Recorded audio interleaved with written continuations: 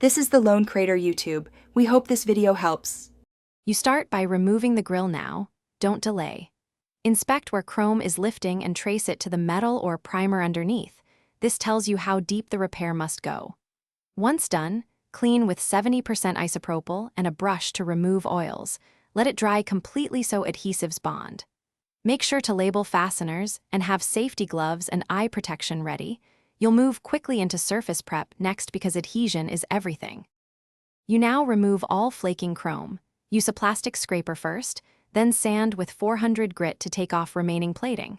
Once edges are feathered, progress to 800-1000 grit to create a smooth transition that won't telegraph under the new finish. Clean with solvent and let evaporate. Apply a short build epoxy primer in 2 thin coats.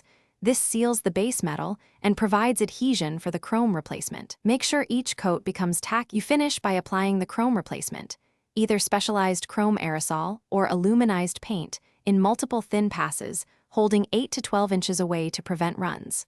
Once coverage is even, cure or bake per the product's instructions. After cooling, apply 2 to 3 thin clear coats for durability.